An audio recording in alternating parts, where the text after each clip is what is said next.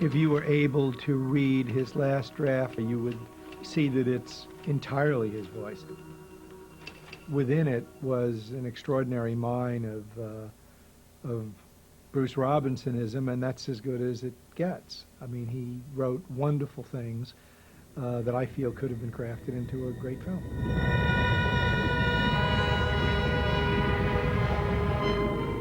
I sat down and rewrote the screenplay, much to Bruce's total fury, which may or may not be right. I have no idea. I just did what I seemed to me to be right.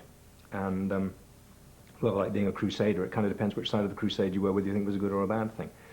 So after I'd done this, I didn't really see hide nor hair of Bruce, except I think we vaguely tossed letters at each other over the Writers Guild adjudication. I knew everything about the atomic bomb, and yet I didn't get one phone call, you know, after 2.5 years of work, one phone call saying, why is this scene like this? You know, what is this about? You know, is it correct that Groves did this? Is it correct that Oppenheimer did that? You know, so Roland and I have fallen out in a big way, and ever will have fallen out in a big way. It's the biggest disaster I've ever had in my life, the biggest writing tragedy, the biggest hole in my writing career I've ever had was that Joffé film. Writers are always subject to this kind of rape and pillage. I think in The Dead of Night, one of the reasons that Bruce became a director was to avoid this sort of issue in the future, that, you know, he doesn't want other people chewing up and spitting out his work. I want you to take one deep breath and fill this bag. Are you refusing to fill this bag? I most certainly am. Placing you under arrest. That'd be ridiculous. I haven't done anything. Look here, my cousin's a QC. Get in the back of the van! I'm pleased that Bruce didn't fall into that groove of making drama realism that has a sort of, you know, a political edge, and that he managed to make and direct a film as different as Withnail and I. His next film, How to Get Ahead in Advertising, didn't succeed at the box office and probably was overly criticised because of the expectations after Withnail. Hi, my name's Barbara Simmons, and I'm a biochemist. But at night, I'm a woman, and I want my skin to be at its best. So, I recommend a new product. It's called whatever the fuck it's called, and I use whatever the fuck it is because I know it works.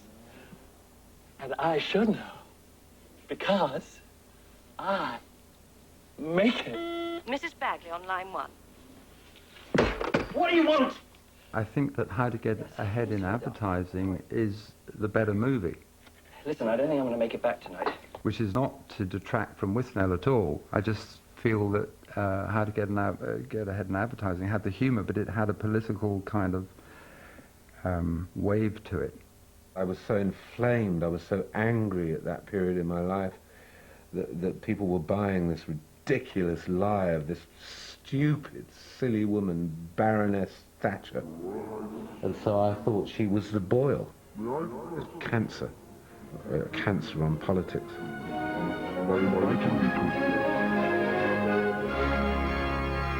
Hiya, handsome.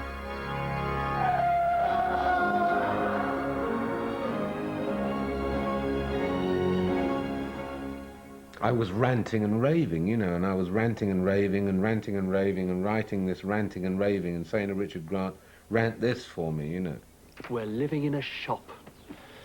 The world is one magnificent fucking shop. And if it hasn't got a price tag, it isn't worth having. I said, don't you think that if it hits this relentless ranting note that we're going to be in trouble, that people are just going to tire of it? He said, no, you're completely wrong. So I kind of gave up on that tack. And in fact, it upset the balance of the movie because there was too much rant and not enough movie. If happiness means the whole world standing on a double layer of foot deodorizers, I, Bagley, will see that they get them. I'll give them anything and everything they want. By God I will. I shall not cease till Jerusalem is builded here, on England's green and pleasant land. He sort of goes on political rampages, but, you know, I think it's sort of like fireside polemics. He drives an Aston Martin. He lives on a sort of country estate in Herefordshire. He won't drink anything other than vintage wines. He likes to fly first class. He likes all the trappings of upper-class life. Horses, riding, all that stuff. So I think it's all complete bullshit. Now I've made some money. Now I have got an Aston Martin. Now I do live in a lovely house. And I'm supposed to change all my political point of view just because I got some material advantage. That is the Tory myth. That's what the Tories want you to do. It's a piece of shit. You would have thought that having made the 2 films that I did with him, that would have been a great springboard to getting more finance or to do more English character-based comedies. But he then went to America and did a serial killer to order movie for a studio. And because his sensibility is not American, trying to appropriate an American voice seems like shooting yourself in the foot somehow. All right, let me put it to you this way. How old do you think I am? 26, 39, or 53? 53. You must have some idea about him. When we spoke on the phone, did you know I was blonde? No. Why not? You heard my voice. I don't have some kind of sixth sense, you know, except in ridiculous novels. Every so often you get a hold of words that are very unique in their point of view. And Bruce has that, I think, inherently in his work. I think his mind is sort of off his point, you know, it's off to one side, so he sees things from a perspective that not most writers or most people live in. I didn't want to write it as a fast Michael Douglas, you know, slapping, gun-shooting cop film. It was always meant to be a heavyweight picture. Wow, it just went off. You just put him down. And you get hit by Glazer, you stay down. But he ain't dead. Now you realize you shot your partner. Oh, Susanna, how am I going to get out of this one? I know. Serial killer shot him. I just thought it was very unique to the thriller genre. Unfortunately, the movie had been compromised as it got into the post-production and the editorial part of it, so a lot of Bruce's work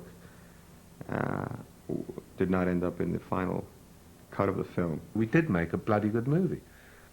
It was incredibly well received by the public in all the previews, and then Paramount come in and hack the thing down by 15 minutes, simply because if you've got a movie that's 2 hours, you can get 3 shows a night, and if it's 2 hours 20, you only get 2 shows a night. I basically got shafted because I said to them, I said, I wrote this, I directed it, and I can't understand it, so what are you going to do? Because he's such a meticulous writer, he builds, scenes exist in movies for a particular reason, and therefore they have to be paid off. And when you pull one out or you pull the payoff off, then the other one drops, and before you know it, sort of the very fabric of why we're all here tends to fall apart. I'm a bloody good dialogue writer, I know I am. But at the same time, I haven't got much resilience. And, you know, like doing Jennifer 8 cost me 6 years of not wanting to do it again.